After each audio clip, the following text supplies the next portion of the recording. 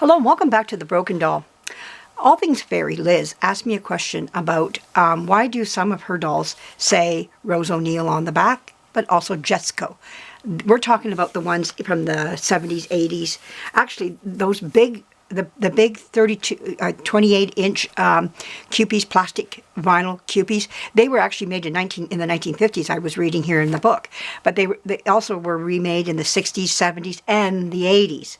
So depending which one you got back, where you got. Now, I have one that goes back quite a bit, like maybe 50s, 60s. I have the tag, one with an actual tag, Cameo. Like some of them say Cameo on there, and they don't say Rose O'Neill, they say Cameo. And then there's some that will say, but as time went on, like mine says Cameo on the back of mine. Then I have one that says Jesco.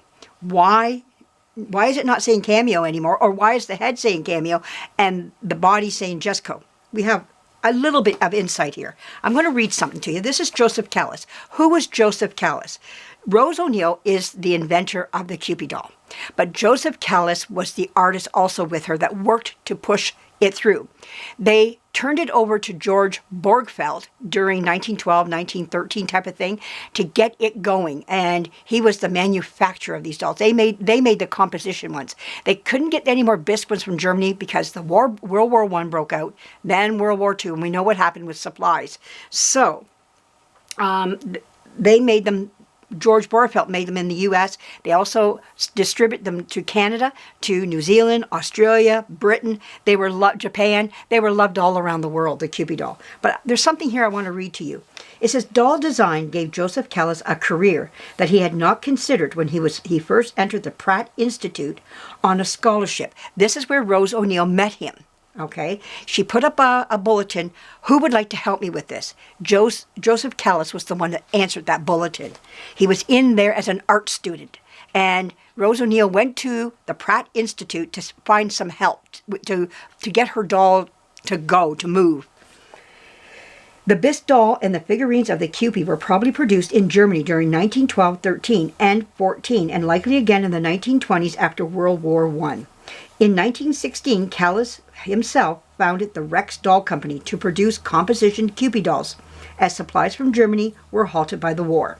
These dolls were distributed by Borgfeld, who controlled all production rights to Kewpie dolls and figurines. With permission from Borgfeld, the Rex Doll Company also made a line of composition Kewpie dolls that were distributed by the Tip Top Toy Company, a distributor of Carnival prizes. It must be remembered that the Carnival prizes were a much higher grade of merchandise in the 1916 than they are today. Now, I was reading something else here at the end of this.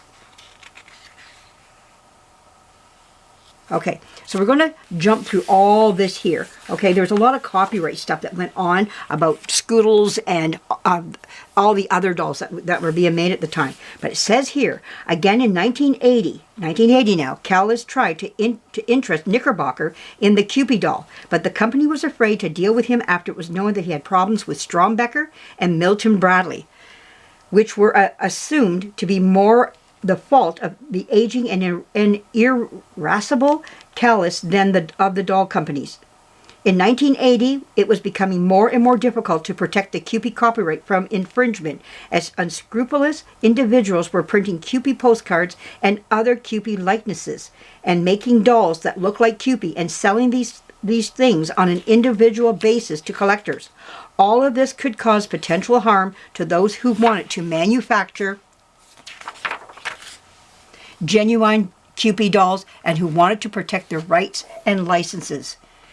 By 1980, Joseph Callis could have sold the rights to Kewpie to any of the several major American doll companies who wanted them. He chose Nancy Vallisnor of Jesco Incorporated. So it was in 1980 Joseph Callis sold it off, but more than likely she had to keep the Cameo name on it because that's going to sell the doll, but she was going to be the one who manufactured it, and her company went on the back of the doll. So if you get a head that says Cameo, like I do, I have a big vinyl 28-inch. You can even get smaller ones that say that. You're going to get a doll that says Cameo on the head because it's Rose O'Neill. Joseph Callis has to be presented. It's not her doll totally. It did belong to Rose O'Neill. It did belong to Joseph Callis, but She put it on the body of the doll to say, hey, here's my stamp of approval as well. I am now in charge of the Kewpie doll. Here's my company name. So you get both company names on this. As I was reading through this here, that's what I've been seeming to get out of this. So I think that's a lot of rights were going on as I'm going through this here. So anyways, it says Nancy's first Kewpie, released in 1983, were reissued of the 27-inch Kewpie of 1966. Yesterday's Kewpie, a 16-inch dressed in outfits from the past. A Kewpie Goes, a 12-inch series, various theme-oriented clothing. The reissued Kewpie from 1966 for collectors, as made by Jesco, is slightly smaller than the original version. This is because the older versions were made from a stock body and legs, whereas the Kewpies made by Jesco is cast from Callis's original molds. Nancy Villasnor, I don't know how to say her last name, reported that it would have been more cost-effective to make new molds, but we were committed to use the original molds as we promised Joseph Callis. So it sounds like there was a lot of promises in there, a lot of rights that were going on, and so some of the dolls are a little bit taller than other years, and this type of stuff was going on. But she made sure that her stamp was on there just as well. She now owned the Kewpie, but she wasn't going, if she wants to sell those dolls, what's the name that's going to help her sell it? It's the Cameo name. I know if I see the Cameo name involved on this, if I saw Jesco, I would go, like, who's that? But if I see Cameo, I know there's an attachment. There's something to do with Rose O'Neill and Joseph Callis. As a doll collector, we will know that, and we'll go, okay, this is a genuine, because she bought those rights. So we know we got a genuine Kewpie now, but it's being produced by Jesco. Nancy, whatever her last name is here, I'm not big on saying her name, Villasnor. I think that's what it's called here, Villasnor, right there. Nancy Villasnor, the president of Jesco. Okay, that's who she was. She was the top dog of that company. And so that's why you're going to see two names on the back of the body when you get into the 1980s there, because Joseph Callis sold it over to her. And, you know, and the doll lives on. And like they said, there was a lot of reproductions of it by unlicensed people as well that should not have done it. But that's what happens. We're seeing that with reborns, that happening. If you don't license, you start to lose your license, or your copyrights aren't up to date, or whatever the case may be. You're not keeping things up. Other companies or other people will come in and they do steal. And some of them are pretty convincing when you're going to go to buy one. But your cue is to see that it's being covered by Knickerbocker. Knickerbocker was in there too. It said that. Milton Bradley was another one that was in there, that made them for a little short period of time. But the thing is that in the 80s, when all those nice, beautiful, tall, like I've got one that has exactly what Liz, yours does. It says Cameo on the head and Jesco on the body. And when you see that Jesco, you know that's when Nancy came in from the Jesco, the president of the company, met with Joseph Callis, and now she's producing them now. But she kept that Cameo name on there because it was the power pack that's going to sell that doll. We now know we have an original Rose O'Neill, Joseph Callis doll. And you want those two names to be in there because Rose O'Neill liked Joseph Callis. They worked well together with each other. And it was because of that relationship they had that made the Kewpie doll so successful. So I hope that answers your question there. This is a wonderful book. Kewpie's Doll and Art. I have to show you one. There's actually a Kewpie with hair. I did not know that. I was going through this. Look at here. Kewpies with hair. I hope I can get that in there. Look at this. The hair on her. I want one. I want one of these. I didn't know there was some with hair. I think there's some more here, isn't there? I saw some more. Where are they? I thought I saw some more with hair. Come on. Oh, I thought I saw some more with hair. But there are some with hair. And I was like not the plastic molded hair, but these beautiful little ones right here. I was like, whoa. Maybe it's back here. Oh, yeah, here it is, right here. There's the one I was looking at right here, too. You know, they have the pixie haircut. I'm like, oh, my goodness. I would love to have some of these with hair, you know. I mean, they're just cute. They almost, I'm going to say, look like a baby deer, almost, okay? They kind of have that I think it's the hair that's doing it to me.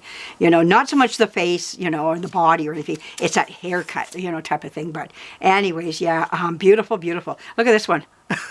You know, nice great big bonnet of hair there. Beautiful. I did not know that. I learned something out of this today, Liz. So look at this beautiful Kewpie right here too.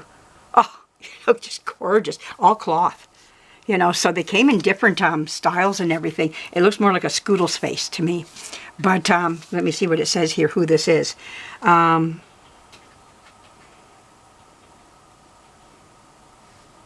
it's more about the book.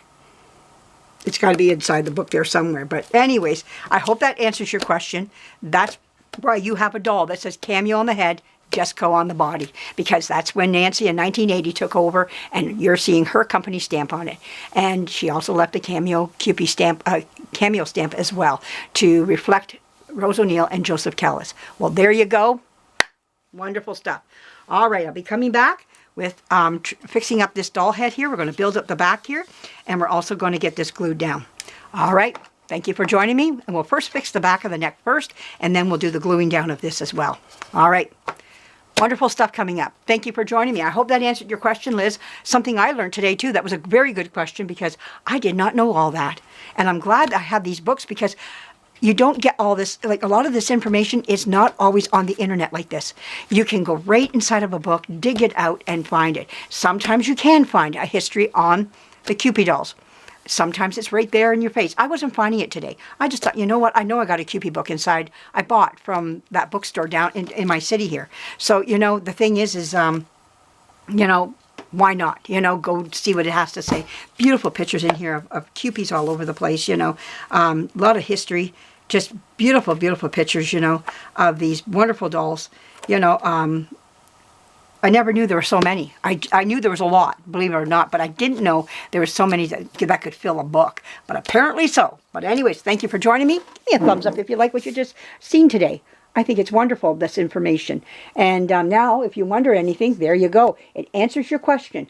Why is there a Jesco mark on the back of my 27-inch Kewpie doll? There you go. I answered it. Bye-bye. Oh, leave me a thumbs up and a comment, because that's my mail in the air. Bye-bye.